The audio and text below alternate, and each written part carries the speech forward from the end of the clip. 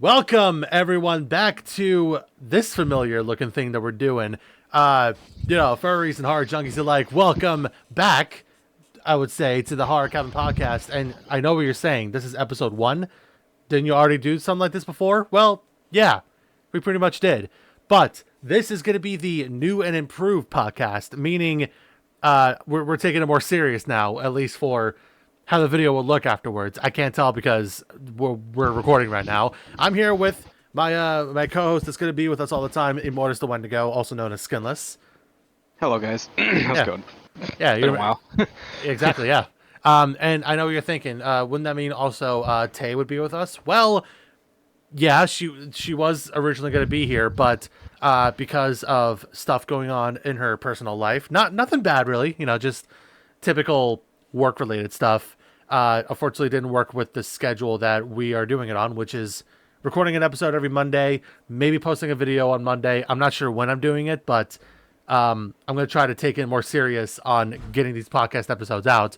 I just heard the door slam, so that means we need to hurry up and get going with this show. But before we do that, Immortus, do you know what we're doing differently of what we're doing? I don't remember if I told you or not. Oh, kind of, here and there, a little bit. Yeah. So basically, we are going to do the same thing that we did before, which is having the 3 different topics that we talk about, some involving a little mini game that we're going to do at the end. But what's different is that in the beginning of it... Hold on, let me close my door so I don't sound loud in my house. And knowing my dog, she's definitely going to burst in here at some point. I don't know where she's at right now. Anyways...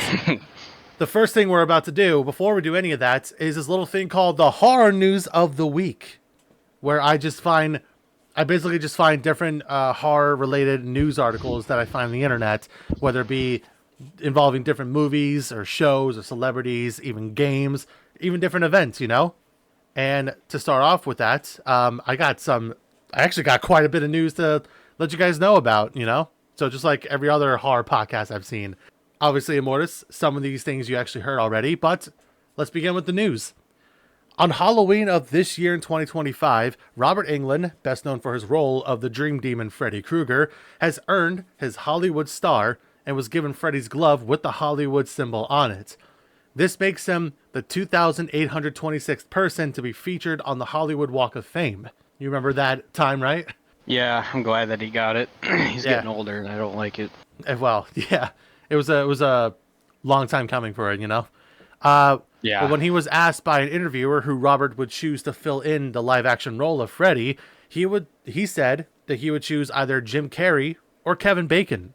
So this started a whole debate going on in the horror community of if there were to be a Nightmare on Elm Street film that's live-action, because Robert did say that if it was like an animation, he would still be willing to voice act as Freddy. It's just the physical act he can't do anymore. But like I said, if another live-action Nightmare on Elm Street were to be made, who would best fit the role for Freddy Krueger? It would either be Jim Carrey or Kevin Bacon. I was somewhat worried, though, that it was going to have like another Team Edward versus Team Jacob shit that was going on Twilight. You remember all that was going on? I hated that. God. Dumb. I mean, I got to be honest, though. I would love to see Jim Carrey play as Freddy Krueger, because he at least has the humor that Freddy would have. For Kevin Bacon, though, I can see why he would go for him, because he's the one that takes a little bit more serious, all that stuff. But I don't know. Then again, I barely know Kevin Bacon. I just know Jim Carrey. But so this whole thing is like, it just doesn't make sense of why I would put my opinion on both of them, Right. I don't know. Who would you think would fit perfect for the role? I mean, it's a hard one because Kevin Bacon's awesome. He's a good actor. Jim Carrey, he would have some very quirky voice lines. He'd be funny. Yeah. And would make it. But then Kevin Bacon has that look that would make him outstand like the whole thing. I don't know, man. I think Jim Carrey would knock it out. I think they both would be good, but I'm probably leaning towards more Bacon. Yeah. Okay. So yeah, I can see why Robert would be torn to choose between the two, because honestly, no matter what they do, like Jim Carrey is the more funny, Bacon is the more like serious, so they fit perfectly for the role for Freddy.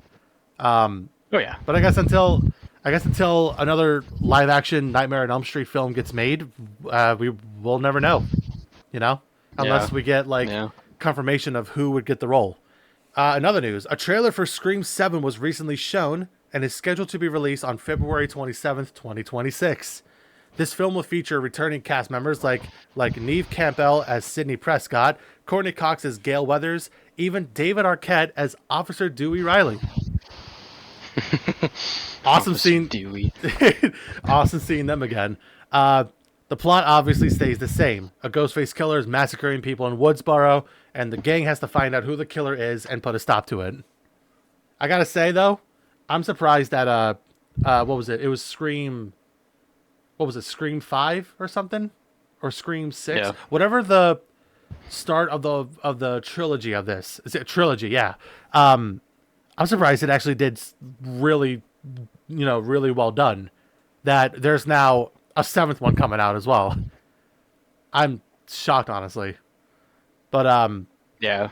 I've seen the trailer for it, and honestly, even though it looks like the same as the other Scream film franchises, I still look forward to seeing it. Yeah. Yeah. There's just something about not just having slashers, but having a little murder mystery, to it. Because you can't trust anyone when it comes to horror films. Just like in real life, you can't really trust anyone. True. Yeah. A cast list has been confirmed for season 13 of American Horror Story, including returning cast like Sarah Paulson, Evan Peters, and Emma Roberts, but also featuring new characters, one of them being Ariana Grande. Which is shocking.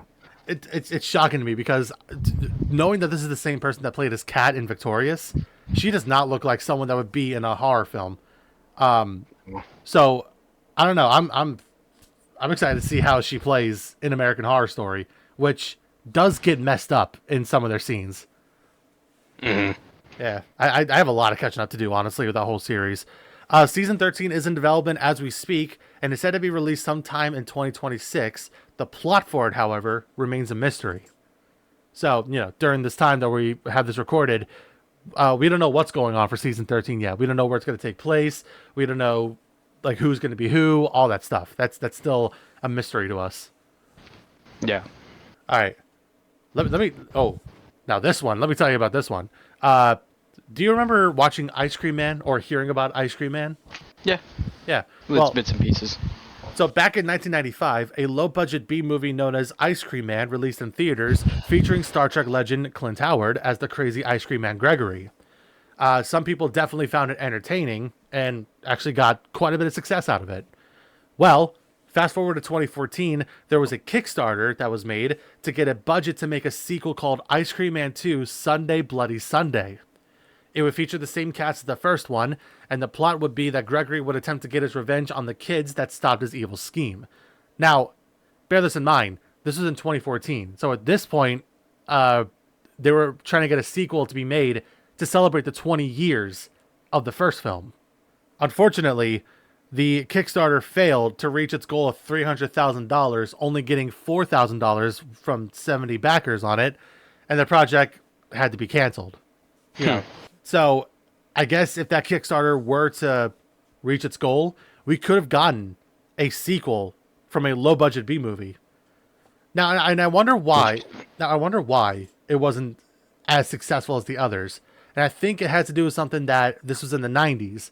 A lot of the B movies that were, or like low-budget movies that were successful were like in the 70s and 80s. We're talking Halloween, Texas Chainsaw Massacre, Friday the 13th. All those were low budget.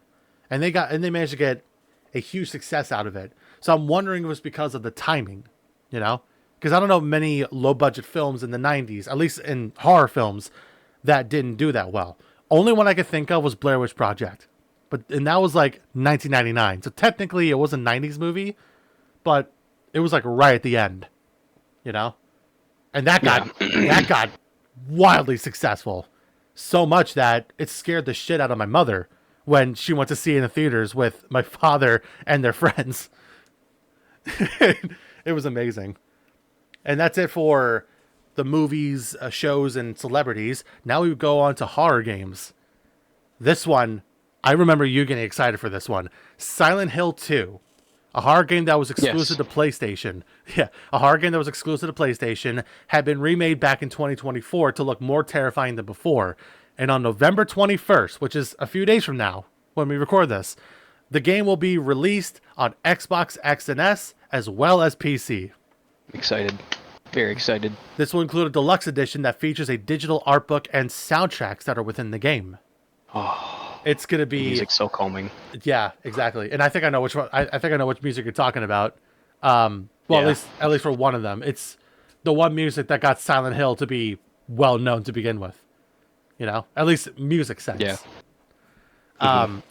I'm excited for it because I've always wanted to play the old Silent Hill games, especially the ones that are remastered.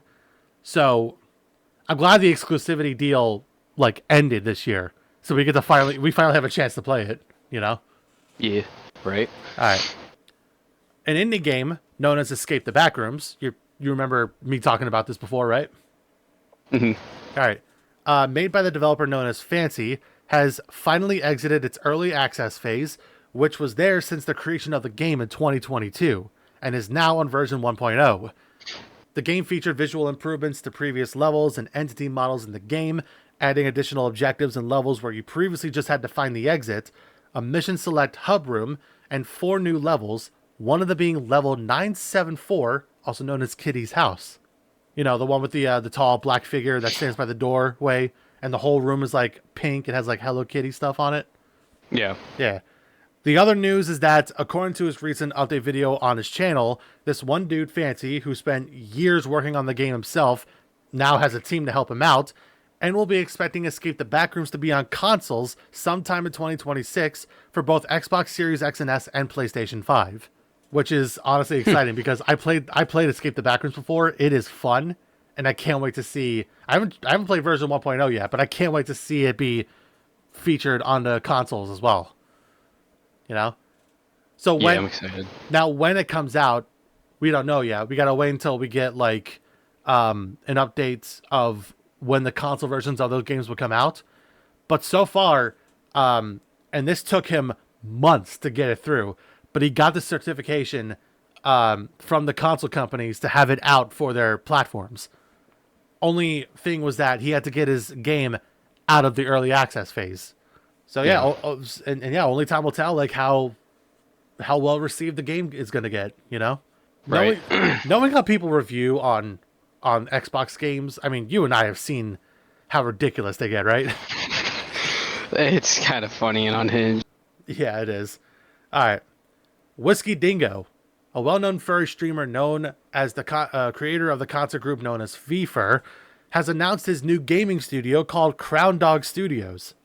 His studio will feature many indie horror games made by a bunch of different developers and will try to bring attention to said indie horror games recently made, including ones his team made themselves.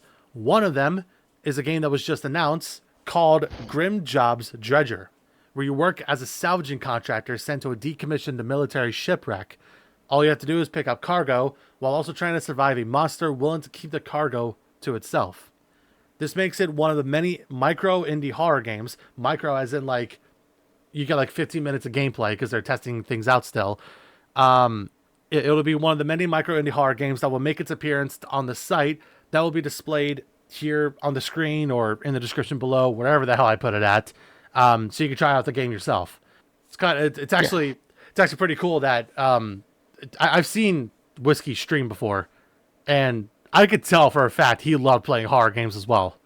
So the fact that his team made a whole studio dedicated to stuff like that, honestly, it makes me want to like try to learn how to develop video games and make some scary ones ourselves. You know? Yeah, that'd be kind of cool. Yeah, I can't imagine the developing phase for it though. Jesus Christ! All right. Oh yeah. Poppy Playtime fans got a special Halloween surprise when Mob Entertainment released a teaser trailer for Chapter 5, featuring a mechanical hand that we've seen multiple times since Chapter 3. It seems we finally get to meet the prototype as the main antagonist and will bring a close to the Poppy Playtime story. Chapter 5 is said to be scheduled for release in 2026. And let me tell you, Skinless, so many people that played the game and are fans of it are so excited. I've Heard of it, sorry. Yeah, they've been dying to like face the prototype for, I wouldn't say years, but for a good long while. I think it was in chapter 3 we got to like somewhat see that hand for the first time when they were facing off that what was that kitten called again? It was like Sleepy Time or something. I don't remember. It was the one that one purple cat that had the red gas spewing out of its mouth that made everyone fall asleep. Well, anyways, people got excited to see the prototype being the main antagonist for this. Speaking of Halloween games, Grand Theft Auto Online had its biggest Halloween event yet, with multiple events happening throughout the game, having different encounters like UFOs, a serial killer, mimics that mimic your player avatar, even Christine making her appearance running people over, which I never seen that before, but it turns out that's a thing they've done with their Halloween stuff before. There were also different mini games like Beast vs. Slashers, Judgment Day, Condemned, even slasher modes that included the Ramius submarine. And of course, no Halloween event would be completed without jack-o'-lanterns spotted all over Los Santos and Blaine County. Well, technically the city is Vinewood, but don't matter. These pumpkins would either give you treats like health, armor, and money, or would give you a trick like being stunned, stoned, drunk, or even just explode and you're dead. Yes, that actually happened. Since GTA 6 is still being delayed yet again, only time will tell if we are going to get more Halloween events for GTA Online as we wait. And I'm wondering, I still wonder if the recent, the new announced release date is going to be true, or if Rockstar is going to pull it again and say it's going to be delayed like another 2 years or something. But still, the fact that they had like a bunch of Halloween stuff happening at once, it flocked a lot of people back to GTA Online, you know? Phasmophobia. This one. Phasmophobia recently got an update featuring a diner as a new map known as Nell's Diner. The diner features 13 rooms, with 11 of them being possible ghost rooms. This includes the dining area, the manager's office, 2 bathrooms, even the kitchen. The map also features a secret Easter egg, a thing that Skinless and I have recently done in our gameplay, that gives you a brand new card decal that you'll see in the hub. Skinless, you want to let people know what we saw? It was like this big skeleton. Basically, I'm not going to tell the whole Easter egg because it's kind of a lengthy thing, but yeah, when you put this like coin in an arcade machine, this like ghostly skeleton figure comes out, and you go outside, and he's just like literally hovering above the diner. Yeah. And he's just like sitting there. I'm like, what? And then you get this cool calling card. It's animated. It's like a little. It's called like what? Ghost in the Arcade or something like that. I think something like that. It's really yeah. cool. It's really cool, man. This thing was fucking huge. Yeah. I wonder if that's the reason why our frames were dropping when we looked over at the diner. Yeah, I was just. Yeah. Speaking of updates in horror games, we got a recent update news about Season 5 for Outlast Trials. Yeah? Which is going to feature... I can tell you got excited, yeah. Which is going to feature new levels, a new trial environment, even a new prime asset. Yeah, already a new prime asset. And we were just introduced to the Crest Twins, taking over the shopping mall area. The update will also be getting improvement updates for their PvP mode, Invasion. I'm really curious what they're going to do for that one. What the new prime asset is and where we are going is still unknown, but what is known is that after Season 5 update, we will be getting some events making its reappearance that will lead to Season 6. Season 5 is expected to be released sometime in December, just in time for the holidays. Yeah, that's pretty much the news that Red Barrels gave us. And I think the recent one is that it's just a little heads up, like, hey, the Project Geister thing that they're doing, I think for the 3rd time at this point, right?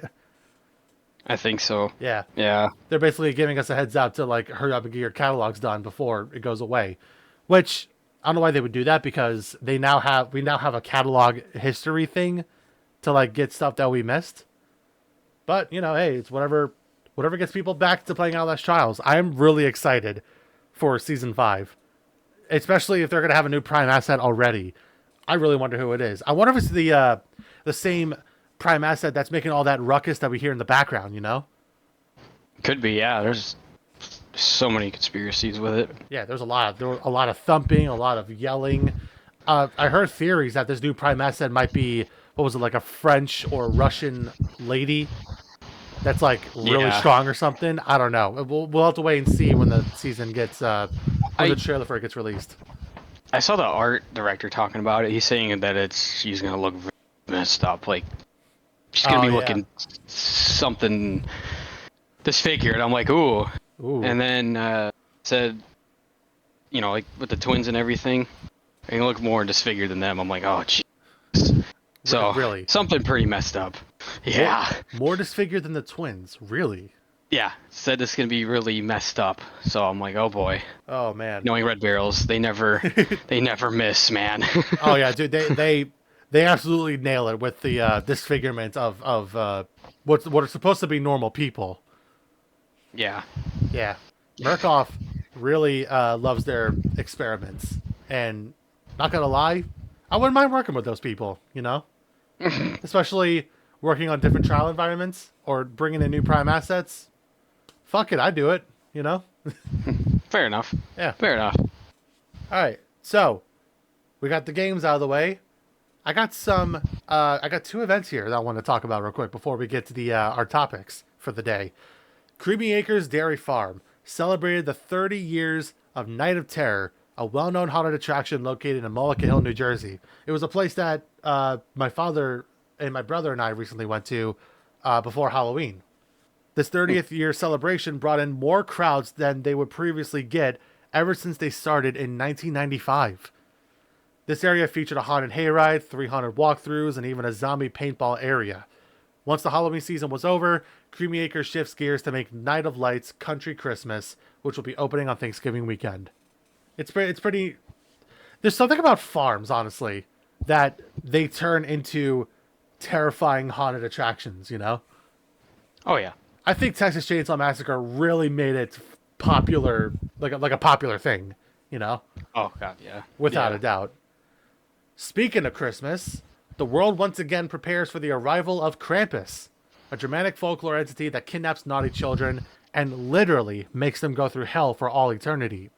Countries like Germany, Austria, Switzerland, and many other Germanic places are setting up Krampus festivals to continue scaring kids to this day. And you can also join the celebration at different places all over the US that have Krampus all over the town. Places like New Orleans, Los Angeles, even Milwaukee. Which is true, right? You have a Krampus thing that's going on right now? Not right now, but one that's going to happen Yeah. near your area? Yeah. It's pretty cool. Yeah. I also heard that you guys also have like a Wendigo fest. I need to go there and Yes. check it out. That was cool. I wish I would have gone. I sadly didn't have the money. Yeah. But it was pretty cool. Yeah. So one of the events, for example, is Krampusnacht in Barnesville, Pennsylvania, which will be held on December 6th from 12 to 6 p.m. If you have a Krampus festival near any of the places you live in, I highly suggest taking your kids there if you want them to know what happens to naughty children. I'm just saying for all the parents out there that are getting tired of, your kids acting like they rule the world, Give them a reality check by letting them know about Krampus, I think a good example would be if Skinless over here, who is a father of two, Yep. you could do that stuff. All right. And that's it for our hard news of the week, which is going to be very interesting, getting new news articles that hopefully I'm able to find sources that find it entertaining, Right. Yeah. So yeah, a huge congrats to Robert Englund for getting his Hollywood star fame. Good luck to Ariana Grande for being in American Horror Story. I'm not sure if this is even the first horror thing that she's been a part of, but if it is, hey, good luck. I'm pretty sure Right. Kat's not going to survive whatever's going to go on there. And to all the kids around the world, yeah, be prepared for Krampus to come busting down your door if you gave your parents a hard time. Anyways, now we go to our segmented topics, And like I said before, these are going to be topics that we talked about before, at least for the first, what was it, 8 episodes that we did? That we did before? Yeah. So these will be the same ones that we talk about, but obviously we put our own spin to it, So the first one we're going to talk about are liminal spaces and the backrooms. So, Skinless, I want you to do something for me real quick. Because we're first going to talk about liminal spaces. I want you to close your eyes, okay? Think of the first liminal space area that you could think of. And explain your surroundings. What do you see? Honestly, a mall. Ooh, a mall, really? Yeah, it's always in the back of my head. With all the lights and escalators and with all the lights and people talking and everything. Now it's not like that anymore. It's just kind of empty. Like you don't hear much anymore. You just hear the music. Yeah, that's exactly what I was thinking of. Like you hear the music echoing like throughout the empty halls. Recently, when I went to a mall, this was probably a year ago. Yeah, I wasn't doing so well because I went in there. I'm like, there's nobody here. Like it just felt like there was nothing. There's no soul left. Like there were stores open. Like some were even like locked down or closed. It was just weird. You just had this atmosphere of nothingness. Dude, It was just depressing. Yeah, it's scary because thanks to things like Amazon, for example, and eBay, not many people, and this is because of the COVID lockdown as well. Not many places or not many people go to malls when they want to get something that they want to shop for, and because of that, there are some malls that already struggle enough financially as it is, and a lot of them ended up being closed down because of it. The COVID lockdown really did a number on those malls. I think one that I remember that a lot of people felt emotional over was the one in Texas. I think it was called the Valley View Mall. I've heard of it. Yeah, I obviously some people know it because of Kane Pixel's what was it, Giant video, the Rolling Giant. That's what it was. Yeah, he made the whole video that was about the Valley View Mall and this guy that made the papier-mâché someone of a gardener. I forgot what his name was. I think it was like Riverchon or something. It's like something French. But basically he showed like malls that are like, closed down, some even being demolished, which again, the Texas Mall was one of them. It's just depressing to see, like, especially if you went to a mall before. Guys, let me tell you right now, if there is a mall near you and it's still open and still has people going in, dude, you feel like shopping, go there. Go there before that mall ends up being abandoned and ends up getting closed or demolished. Because this was like the prime time of shopping before Amazon, before eBay, before all that stuff. Yeah, I don't blame him. I don't blame Skillness for, getting all depresso when it comes to malls and all.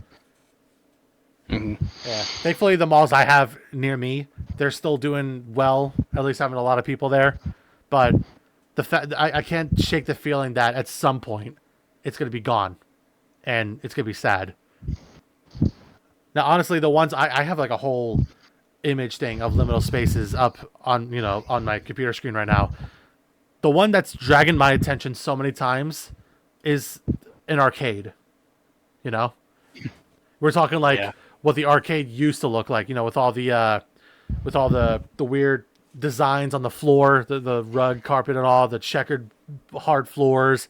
Then you have like all the old arcade machines before it went all like digital, like on the screen and all that stuff. Which, don't get me wrong, the modern arcades are still fun, but I actually happen to know some arcade places that my father and I used to go to in Florida that I heard are no longer there, and these were arcades that were popular at the time, like locally popular. We're talking like when kids would fill up on like coins and quarters and all that stuff, and they would just rush over. They're running over the arcades, like all the coins jiggling in their pockets. You know the sound I'm talking about? Yeah, that's the thing too. Yeah. A lot of it's a problem. Yeah. It's more modernism, not tradition anymore. Yeah. Everything's all digital now, which isn't really a bad thing because at least for some arcades, it's why they're still in business because they had to modernize and all. But yeah. Oh my God! Speaking of that, I remember seeing a liminal space of McDonald's back in the 2000s. Oh, jeez, dude! It was colorful. You had the cast, which, by the way, as much as I love that they brought them back, Ronald McDonald and the Hamburglar, the purple fuck. What was his name again? Grimace. Yeah, Grimace. Yeah. Dude, as much as I love they brought the crew back, it doesn't feel the same. And it could be because I'm not a kid anymore. But it's also the fact that I feel so nostalgic thinking of what McDonald's used to look like back in the day. We're talking like what looked like giant fries were laying on the roof. You had the play place that didn't look like a disgusting mess and it actually looked like someone took care of it, no matter how many children went through it. It even had the arcade game room, which got me to know about the GameCube and I think the Nintendo 64 as well. Mostly the GameCube. I think it was the GameCube. Oh, dude, it was amazing. And now you look at McDonald's today, it's like, what the fuck happened? You know? Touchscreen menus, like fireplaces. It's like inflation with the fucking food now. Yeah. That's crazy. Dollar menu's not even $1 anymore, dude. It's just like $3-4. Like, what? Yeah, it's crazy. Great dollar menu. It really should have been dollars menu. You know, adding the S for plural. Exactly. Yeah. See, this is the power that liminal space images have, you know, when it comes to people looking through it. What we just talked about mostly revolved around nostalgia, you know? And nostalgia can be a beautiful but also terrifying, mostly depressing feeling, you know? That's what most of mine was. It's mostly depressing, but it still puts a smile on my face knowing that I got to have these memories, you know? Exactly. And that's exactly what liminal space shows. It's happy. You get a happy joy feeling because you remember being through all this stuff, but it's also depressing because the place isn't there anymore, or it is there. It's just not the same because there's a lot of changes. And you even have this like realization. If you were to go back in time to like, or go back to those places at the time of what it was, you're there, but no one else is. You're by yourself.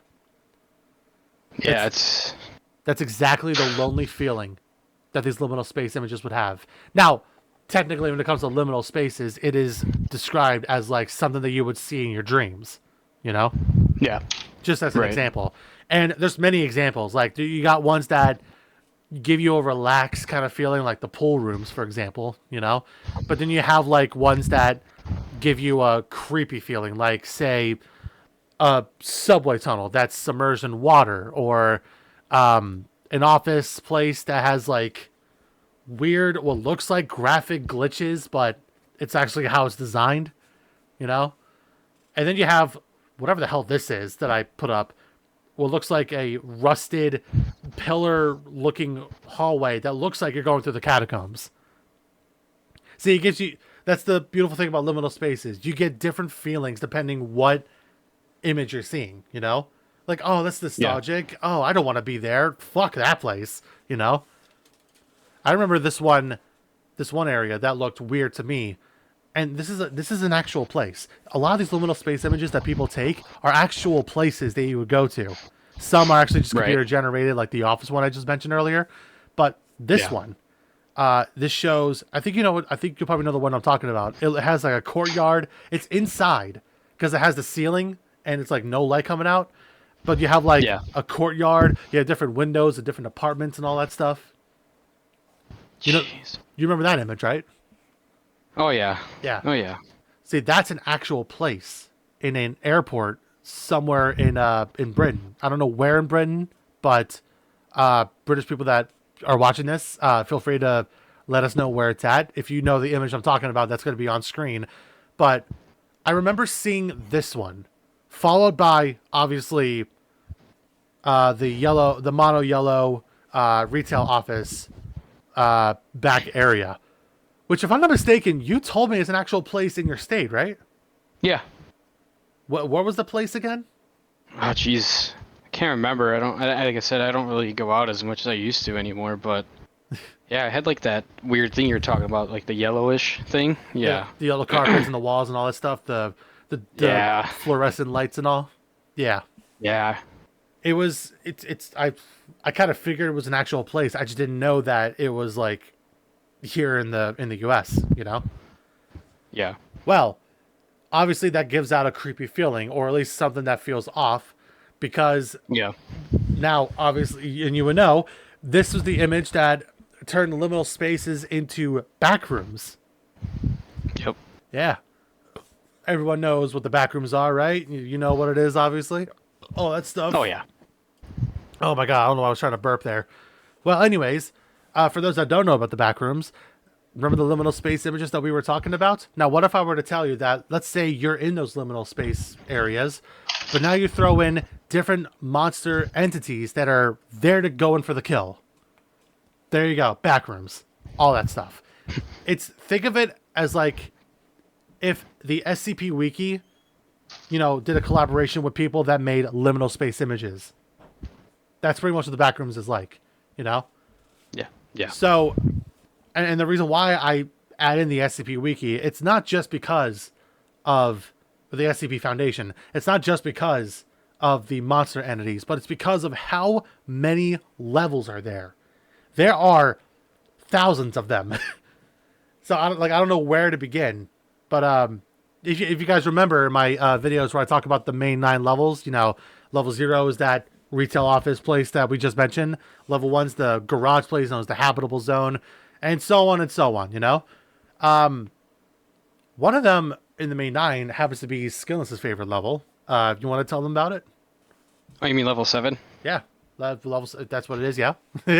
Yes, it's weird. It's pretty much like like the floating couch. It's kind of like this weird room, and it's just flooded. And they said you have to have diving equipment because if you don't, you're obviously gonna drown. But yeah. So basically, there's like this entity that are literally in the water, and it can match your speed and whatnot. It has 2 rooms. The fish, right? And yeah, and it's like all foggy. It's all just grotesque. Like it's just got that weird water smell to it. Like all the couch and all that is just molding water. It's just gross. Basically, what the smell would be like if your house were to be flooded and all, right? Right. Yeah, and you can just hear. I honestly would go crazy if I heard like water just trickling. Yeah. Down a long hallway. So basically, the level he's talking about, it's level 7, and it's called thalassophobia, which is I think it was the fear of the ocean, right? Yep. Yeah, that's what the whole level is. It's just an ocean in the middle of wherever the hell you are in the Backrooms universe. And he was right. It does have like structured buildings and all to make it look like there was a huge tsunami that just passed through and it flooded the entire area. Now, and the funny thing is that I think you were I remember you were talking about the fish, right? The one that was supposed to be like the creature of level 7, because they never gave a name for it. At least in the wiki, they never gave a name for it.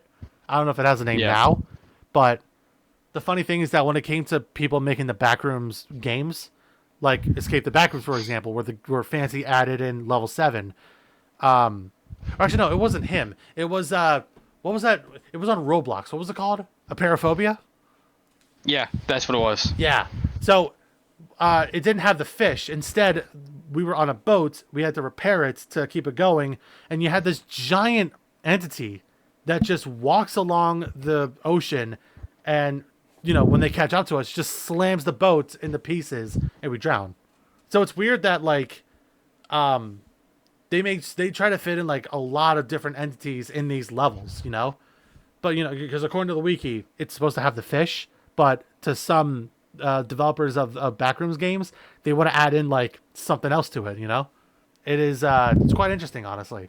Now, it's not. You would think that all the levels are dangerous and not survivable. Well, that's a lie. Actually, there are some safe levels like level 4, which is just an abandoned office that has it's like an office building where it has like nothing in it.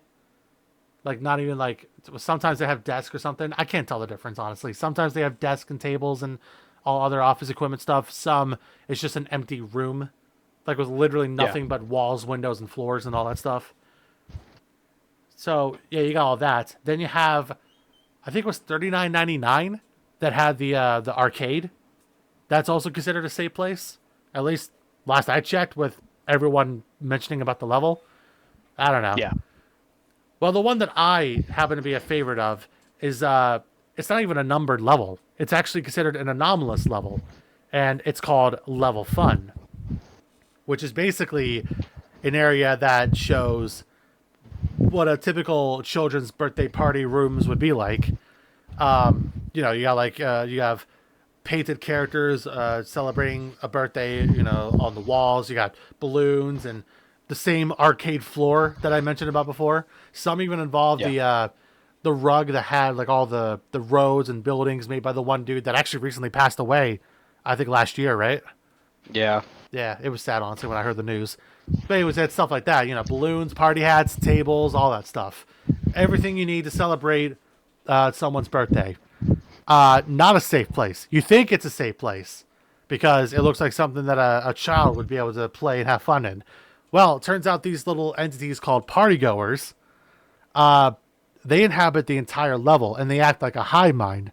And if they see someone that isn't them, they just go in straight for the kill, And it's weird how they Right. do it. What they do is that when they see their next victim, they play a nursery rhyme. And this nursery rhyme that they would play, it could be different ones, like ones that we know, like London Bridge or Rowing the Boats and all that stuff. They would play the nursery rhyme, and it would slow the victim down as they hear it. For some reason, the way the music plays, it has like some slow magic effect, and that's when they could just go charge in and straight for the kill. Now, the funny thing is that you have a chance to survive from these guys because, according to what the wiki says, these partygoers, they're not athletic at all. They can only charge at you for a limited time, and then they get tired. So you do have a chance to survive from them, but just know that if you listen to the nursery rhyme, well, you're not going to be running anytime soon. And that's why I love it, because it looks like a place that's safe and fun to be in, but then you have those entities, and all of a sudden it's not. That's what the whole level is. It's just a trick. It's to deceive you, Yeah.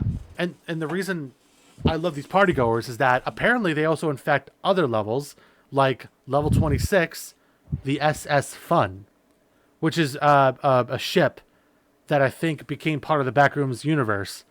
And, well, like I said, the partygoers, they found the ship, they murdered everyone there, and they turned into another level fun room, Yeah. It's, these guys are terrifying. And, yeah. I'm pretty sure there are other entities that I actually find more terrifying, like the skin stealers, for example, which you can think of it as like skinwalkers, but what these blobs do is that they find someone, they kill them, and then they rip out their skin and they mimic them. They mimic the person they just killed. Sounds like a lot of monsters that I know that do the same thing, Most of them do like a voice though. Actually, the movie that reminds me of when it comes to skin stealers? That one like really old sci-fi movie where the aliens that come down to Earth are surrounded by this foam and they try to mimic someone that they first see. You know the one I'm talking about? The one that was like in the 50s or 60s? Sounds familiar. Yeah. I don't know the name. Yeah, I don't remember the name of them either, but that's what the skin stealers remind me of, Because they kill someone and then they wear their skin and pretend to be them so that they get more victims to kill. Yeah. Well, so what would your favorite entity be, Skinless, before we end it off? My favorite entity? It'd probably have to be that angler. I don't know, just something like in your swimming. Oh, that anglerfish, yeah. It just catches up to you and like, dude. I mean, like, imagine you had no flashlight. Like, oh god. You don't even know until you're like pulled down. I don't know. It's just one of my favorites. It's funny because the anglerfish in our world, they're already terrifying looking to begin with. Oh god, yeah. Yeah. Yeah. Especially when they have that light that's like, in their like if that hangs off of their head. Oh my god, it is scary. And obviously you have a lot more entities in the Backrooms universe. Like you got ones that look, you have smilers, which are just floating smiles that go for the kill. You got death moths, which obviously is in the name. They look cute, but give them a chance, they'll basically just tear to pieces. And then you have hounds, which are humans that have dog biologies in them. And these are like they go like crazy rabid dogs, So almost like Nala if she were to like see someone that she doesn't know. Yeah. Well, anyways, that's enough for the liminal spaces and backrooms. Now we go to our second one, which is dark mythologies. These old, obviously we know mythologies, tales, they're stories from old ancient civilizations, like thousands of years ago, well, probably hundreds of years ago, more likely. Well, yeah, actually thousands at this point, because we are talking about some of them being BC times before good old Jesus decided to take over the world. You know. Anyways, I mean, what's there to say about dark mythologies? You know, obviously when it comes to tales, not all of them are good. Some of them end up being bad. Most of the mythologies they talk about are, you know, still used to this day. Like the Krampus one, for example, that's a dark German mythology about the guy that goes after naughty children and drags them through hell and does a bunch of other stuff that I will not mention because kind of not safe for YouTube, you know? Right. Well, so, well, what would your favorite dark mythology be? I'm gonna probably butcher this name. Lamastu, basically a Mesopotamian evil god. This one's kind of nasty. I'm gonna try to keep it PG as much as I can, but it's pretty nasty. Yeah, we were going. I remember we were going through like different stuff that we would talk about, and oh my god, the descriptions they go for this one, holy shit! Continue. She is like one of the most terrible out of like any goddess or demoness, you know. Yeah, Boy. She basically preyed on women during childbirth. Kind of killed a baby. I'm not gonna say what. It was pretty gruesome. Are we talking urban spook style or what? Yeah. Oh boy. Okay. Her name is Akkadian, meaning erasing humanity. At that point, Sounds fun. Violet, she ate children. She did other evil deeds. She infested rivers, streams, caused pregnant women to miscarry, brought sickness around the world. Wow. There's like a statue, Pazuzu. I'm not gonna say that more than 3 times, because it's an actual demon. The wind demon? It's like it's like this. What do you call it? Like an amulet. Ah. It's weird. It's like a bird, weird, like, I don't know. It's got the same thing of like the Baphomet, like the one hand and the other hand under. You know what I'm talking about? Oh yeah, the one that Baphomet does. Yes. So basically, yeah, she would do all this nasty stuff. She had a weakness, the Plague Bringer. I'm not saying the name. You already heard me say it once. It Yeah. started with the P. Yep. He was not the most ancient demon in Mesopotamian, because this ties in because Lamasatu and then the other demon, right? Wait, hold on. How'd you pronounce the civilization? Huh? How did you pronounce the civilization? Ancient civilization in Mesopotamia. This is a Mes- Mesopotamian demon. Yes. The Mesopotamian, you mean, or something like that? Yes, it's Okay. hard to pronounce. Yeah, I'm sorry, Yeah. I'm butchering this. No, it's all good. So, I'm just trying to like clear it up for people, you know. So basically, the 2 demons it ties in because, well, they kind of went at it because the one demon did not like goddesses, so they were kind of at it. But he wasn't as strong as her. She was the most vile out of the whole ancient evil deity, you know. Yeah, so if you guys think Lucifer was the big bad boy, oh man. So, despite the reputation she got, talismans were incised with her name and hung on every door of the household. This was to get protection or invoke her for sinister means. So, it's still a mystery of how, you know, to invoke her, I guess. It's weird. It's a really weird demoness, I guess. So was it like they use it for protection to prevent her from doing all that stuff? Yeah, but it's still a mystery for get protection. I don't know. Oh. It's a weird demoness. It's weird. It reminds me of that one Japanese ghost of the woman that said to steal the like soul of a newborn before it was even born, which causes a miscarriage to happen. And this was like right at the time that a woman would be given birth. You know the one I'm talking about? The one in Japan? Yeah. That's what it kind of reminds me of. It's quite terrifying, honestly. Is there more to say about it or no? She would also be bribed with like combs and feminine objects, stuff like that, you know, back then. She would be bribed, so if you didn't want to die, you had to bribe her, otherwise she's gonna destroy your whole life and probably infest the rivers and kill pregnant women. Sounds like certain type of cops during the Prohibition era. Yeah. I wonder if that was the time she was in America doing all that stuff. You know, Yeah. because you I know hate saying demon names. that. Oh, I don't blame you. Like, who knows? Like, how many of them are still roaming around the earth to this day? You know. Now, for those that Right. are wondering why he's scared of saying these demon names, there is a thing going on where there's a belief at least that if you were to say these demons' names 3 times, some Yeah. supernatural shit's gonna happen to you. You know, and Yeah, some. I just don't want to chance it. Sorry if I'm cutting you off. No, it's all good. Some of these names you don't want to fucking meet these guys. Technically, you don't want to meet any of these demons, but Right. there are some that are worse than others. Right.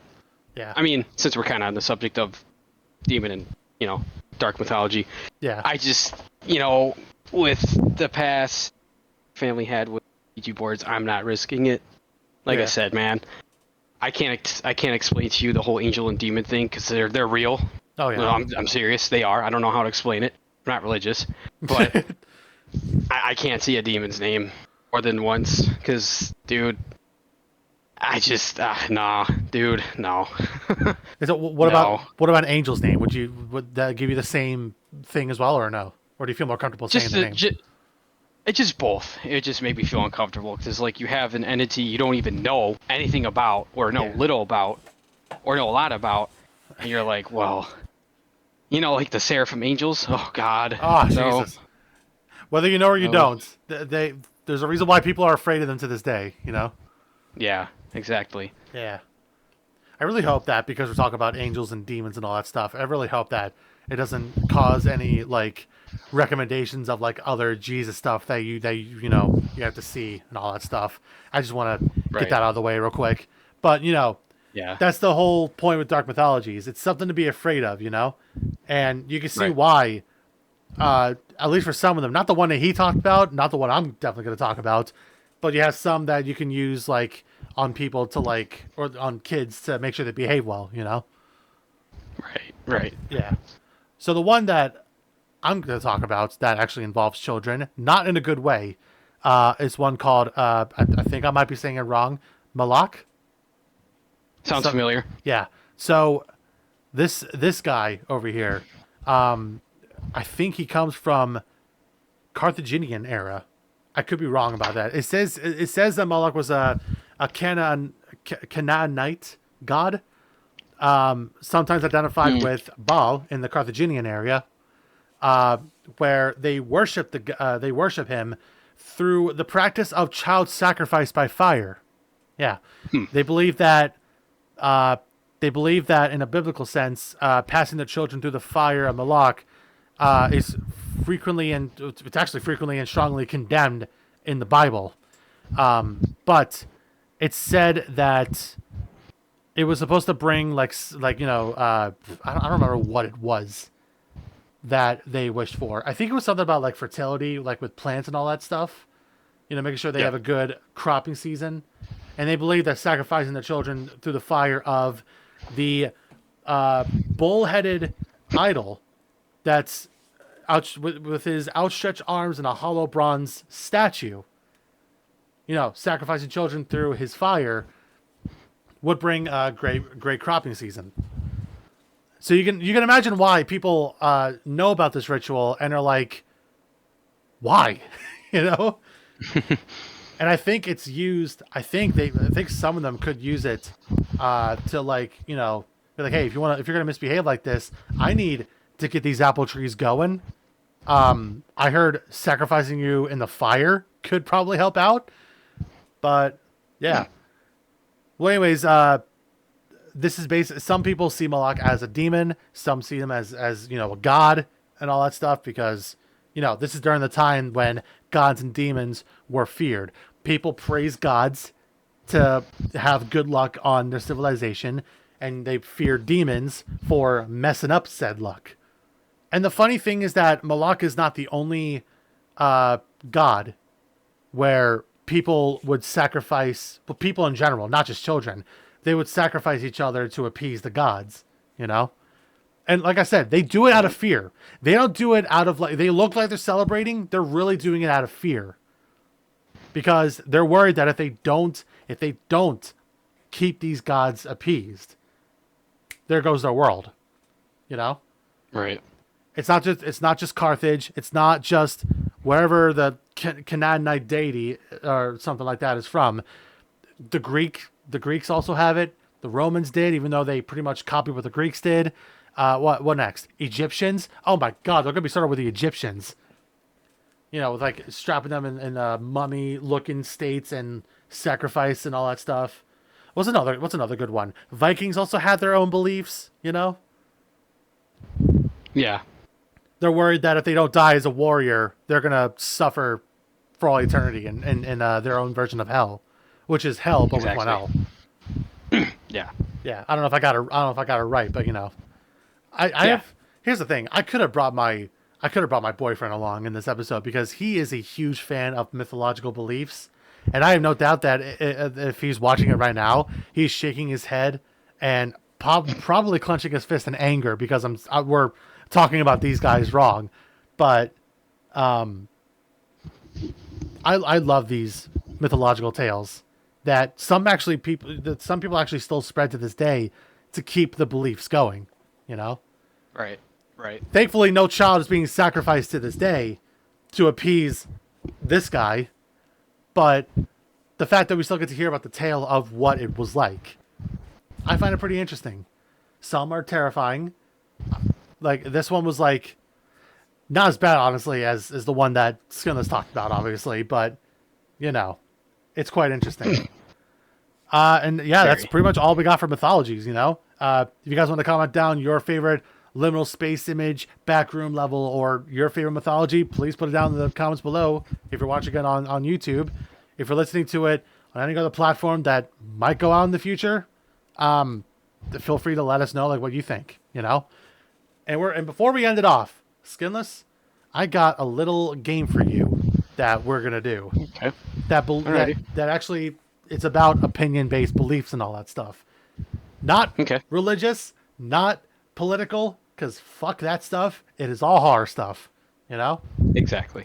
I'm putting on my display capture for this. There's a little thing that's been going on like for quite a while now. Obviously, we're not the first to do this, but as you can see, we have two wheels here. One involves creepypasta characters. The other involves horror film characters. Obviously, I didn't add all of them because it would take up so much time and the list would be insanely long. But I'm going to spin these two wheels. Whatever they land on, we're going to imagine a battle that goes on between a creepypasta character and a horror film character. And we just give our opinion of who we think would win, you know? Fair. All right, fair. So let's begin. Let's begin with this one. We got... Okay, well, this is no competition at all. We got Zalgo versus Ghostface. Oh my God. I probably should have thought of this before, but we're talking about a normal human serial killer versus what's supposed to be a demon entity that, infects, like, the internet or something? Yeah, it's not even... Dude, I mean... I gotta go with the demon for... I mean, I know a little bit about that one, the weird one. Like, infects, like, you know, computers and all that weird stuff. Yeah. Dude, it could just kill Scream. I mean, he's human. Dude, yeah. You could easily just, like, stab him. Done. Yeah. So that's not even... Because we are talking about Ghostface. The only power that he has is stalking people, but that's something that literally any human can do. I don't condone it. Exactly, yeah. But, yeah, I agree with that. I'd say Zalgo, obviously. All right. Oh, yeah. And hopefully, I got rid of the selection as well, so we should just have, like, you know, the different people. Let's spin them again. Maybe something more reasonable? Yeah. Oh, okay. How about this? Eilish Jack versus Patrick Bateman from American Psycho. Now, yeah, we are talking about an interdimensional creature, but Eilish Jack is not that powerful because he only does go for the kidneys, and he can still get hurt. He can still get injured. Right. So we're talking about an interdimensional creature that has obsession with kidneys versus someone that is basically a psychotic killer, at least in his point of view from the movie, you know? Yeah. Oh, man. I don't know. Who do you think will get the upper hand in this one, you know? Have to be Patrick, man. Bateman. Honestly, I mean, dude, just that. He could just go done right in the kidney or like whatever, you know, like the eyeless Jack could take his kidney, but like, dude, he could just go. Technically at this point, like we are talking about like we all have 2 kidneys, so obviously they're vital, important for our organs to function our body. Technically, you have 2 lives if you just go for the kidneys, you know? Right. Just re. Yeah, exactly. Just pull out the shower and re. I don't know, man. I'd probably go for Eyeless Jack because, you know, like what if they're on the cover of Darkness, you know? Like obviously he has like a dark clothing stuff to it, and you only see his blue mask. But like, we also don't know how strong Eyeless Jack really is. Because like I said, it's an interdimensional creature. It's still looking human, but, you know, we don't really know how strong he really is. What if he was in the shower and went re, and then it's done? Yeah. Well, no, Patrick Bateman. We're talking, that's Psycho. We're talking American Psycho. I know. But I know what you mean. I know. Yeah. Oh, yeah. Dude, he could just take a nail gun and go. Yeah. Okay, yeah, true. Yeah, so he has tools at his disposal, and Eyeless Jack just only has his claws or something. But, exactly. Okay, well, I mean, okay, yeah, I kind of see that. Okay, you know, I go for Patrick. All right, so Patrick Bateman will win the fight. Now, again, this is not facts. These are purely opinion-based of what we would think. Right. Yeah. So, round 3, right? Ooh. Jason Voorhees versus Ben Drowned. Oh, boy. So, a statue of a supernatural entity in a Legend of Zelda game. I think it was, what was it called? Majora's Mask? Yeah, Majora's Mask. I remember that. Which was the most, honestly, the most messed up, the most messed up fucking Legend of Zelda game I've ever seen. Versus a killer that can't fucking die. Yeah. Oh, yeah. Dude, I'm going with Jason. I mean, dude, he's been shot. He's been hung. He's been drowned. He still came back. He's been set on fire, exploded, sent to hell, had his head cut off. Dude, he came back. Shot out in space, by the way, as well. Exactly. And he still comes back. Die. You did not die. Yeah. So I don't know what Ben's gonna do to Jason, but I can tell you right now, he would destroy that statue in a heartbeat. Now, obviously it's not just a statue. We're talking about a whole glitch game. So let's say Jason was in that game. There's a bunch of horror stuff that goes on. Regardless, he would have the upper hand. Let's be honest. He would have the upper hand. Yeah. Yeah. All right. Up next, we got. Here we go. Ooh.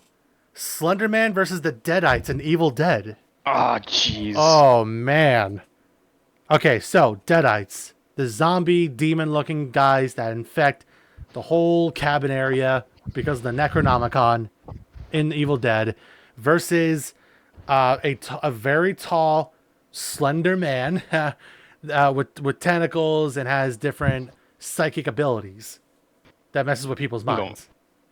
I'm probably just gonna go with Slender Man. Oh, why is that? I mean, I know.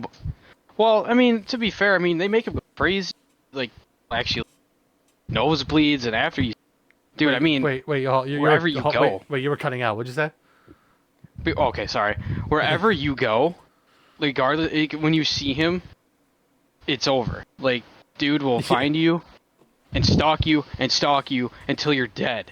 Yeah. Like, we'll literally not stop until you're dead. So you think Deadites would have that same problem? I mean, it could. I mean, depending. I mean, they are. I mean, yeah. They kind of just they easily just get shot in the head. I mean, well, and then boom, it's over. So technically, Slender Man could just like stab his tentacles through their heads. True, and he could just stand there, just.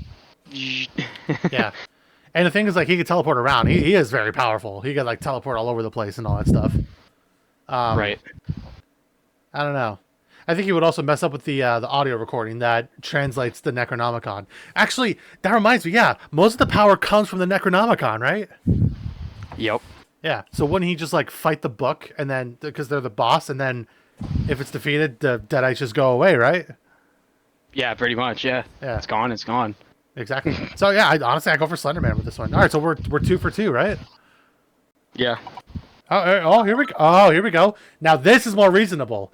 Jeff the Killer versus Michael Myers. Now we have 2 normal slashers, human slashers, fighting each other. So, we got one that was bullied, set on fire, somehow became a Marlon Manson goth boy looking guy. And then he cut off his eyelids so he never sleeps, carves a smile so he always smiles, and then just goes around killing people. Versus a boy that always wanted to kill things because it fascinated him so much to the point he ended up in a psychiatric ward after killing his sister and also his stepfather, according to Rob Zombie. And he was there for 15 to 20 years, and he escapes, and he goes off killing people wearing the William Shatner mask. Yes. Man, who would win in this fight? We are talking, let's see.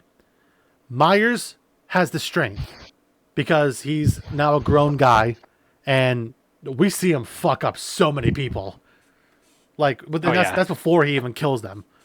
So he has the strength. Jeff, I think, has the agility, has the speed and, dodging and all that stuff.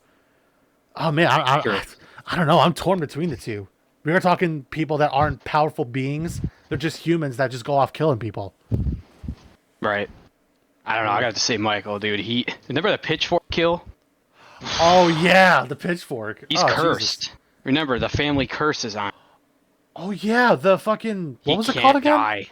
Yeah. I don't remember it, but he got... Dude, people be like, shoot him, and he's just laying there, and you just back up and with the knife, and then dude, he couldn't die. Dude, the mask was all messed up, and he was still killing people. Yeah, he had the same... he basically had the same luck that Jason has, where for some reason he can't die. Yeah. So Jeff could do all he can, but, in the end, he's just a boy that went insane. Michael over here has a curse. Yep. Oh, my God. Done. Well, hey, all right, so point goes to Michael, because I agree with that.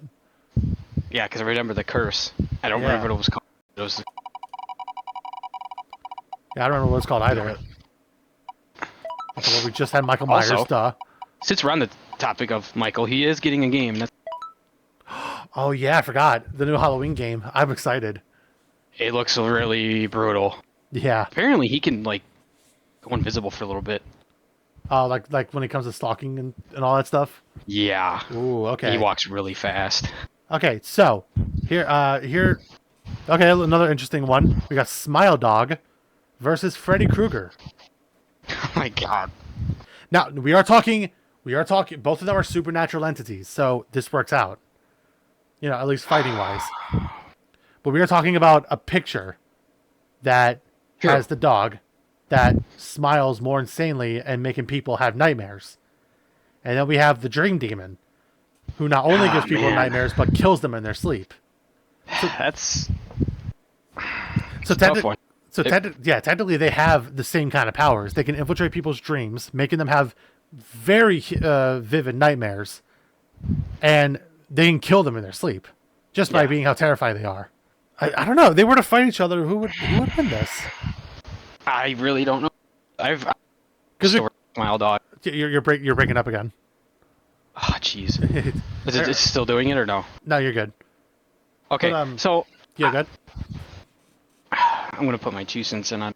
I mean, yes, Smile Dog would do a lot, but it's time... He would, literally... I think it was 2 or 3, 2. Yeah. He took over this guy's body. He infiltrated his own skin. And, oh, yeah, that's right. Freddy did that, right? Yeah, he can do that. He can do whatever he wants. Yeah. But also, at the same time, the same... I know. Freddy. It's weird. Because technically they have here's what both their weaknesses are. And this is why I'm going to go for Freddy in this one. Because of their weakness. Freddy can do whatever he wants in the dream world. But when he's pulled into reality, there's really not much he can do. He could still kill. Smile Dog, we are talking about the dog that has the power. But this is also just a picture. Right. So, and you want to know what the weakness is? Get this. It's the same as Sadako. Just spread the word.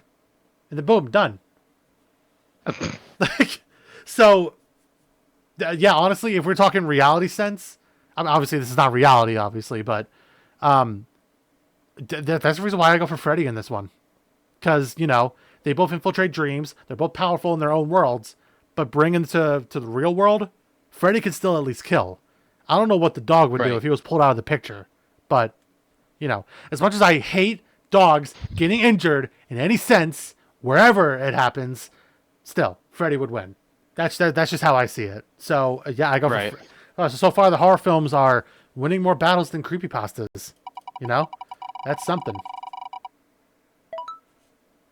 Okay, well, this is going to be a weird one. Sonic EXE versus Pinhead from Hellraiser. So, a demon hedgehog, or demon-possessed hedgehog in a game that, much like Freddy, or I guess Pinhead in this case, is able to do whatever he wants by getting all of them killed. And then you got Pinhead, leader of the Cenobites, that, in their BDSM-looking costumes, they torture the shit out of everyone they drag into their world. Yes. So if they were to fight each other, who would win? Because we are talking two powerful demonic entities. Thing is, remember when the Hellraisers, he does have a weakness. If he is turned human, basically. Let me ask you: Are you like walking around or pacing around or something? No, I'm literally in the room. I'm in my room. So why is the audio breaking out? I have no idea, man. I'm in my room. Okay. All right. So what were you saying? I said that Sonic is, EXE is pretty powerful because dude, he can just run and done. Yeah. And just kill you. He has the speed, obviously. Yeah. But if I'm trying to think here, if Pinhead were to catch him, he's done. But at the same time, Pinhead can't really do much if he's turned human. Ah. Because I remember there was a Judgment. He gets sent back to the world because he remembered his human self, right? Yep, and he was basically there to suffer forever. Oh wow! In the real world. So so Pinhead would get the upper hand on Sonic, at least with his chains and all that stuff, keeping him bound to stop his speed. But if say Sonic EXE were to know his weakness, were to know Pinhead's weakness and make him remember his humanity, that's when Sonic gets the upper hand. But Hellraiser has a shit ton of demons. Remember that.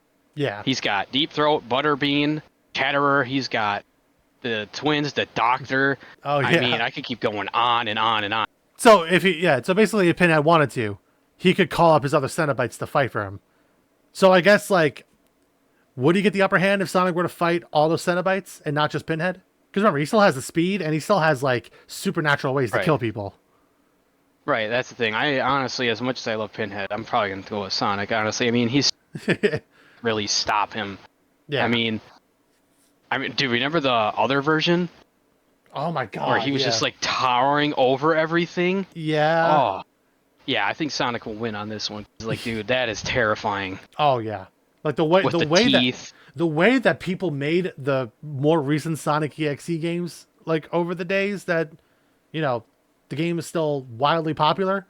Oh my god, they went through the roof with that shit. Especially Mr. Pixels, the one dude that did Sonic EYX. Holy shit, they did an amazing job. Yeah, it was brutal. Yeah.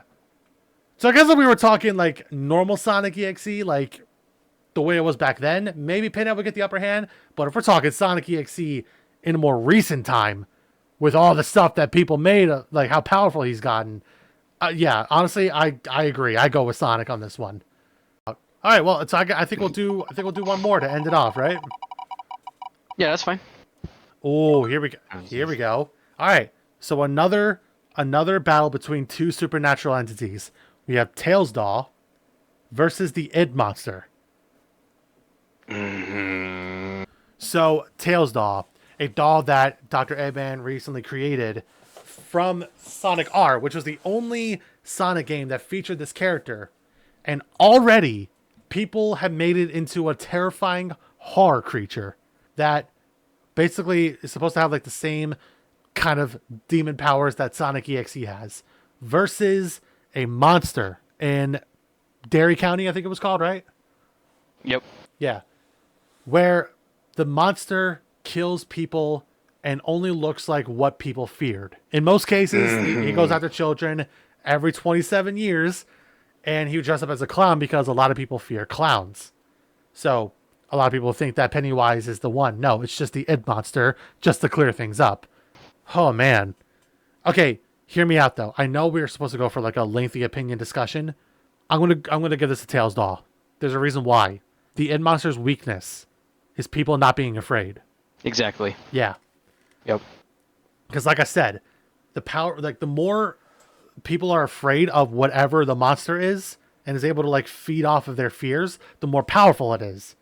But as we've seen in the movies, and I think also in the stories as well from Stephen King, the more brave you are, the more weak it becomes. And we're talking Tailsdaw, a demon creature that really has nothing to fear. So there's jack shit this id monster would do. I don't know. What do you think? I mean, also, like, what if, Yeah. The doll just kind of, like, tries to kill it, but at the same time, what if the it monster, like, turned itself... Remember, because it can do that. Monster can do that. Turn itself into what? Because you cut out again. Oh, Jesus, why is it doing this? I don't know. It would literally turn itself into anything. Like, what if it turned into the doll, and then make it fight itself. Fear of the manifestation, it would eat itself up. Okay. I never thought sometimes. I never thought of that, actually. Yep. That's where I would give it, but honestly, it like I said, it has a huge weakness. Tails, doll is not afraid, then it's There's really nothing that the id monster could do, because like I said, it's only powerful if they're afraid. Tails doll is not afraid of anything, so there's really nothing the id monster could do.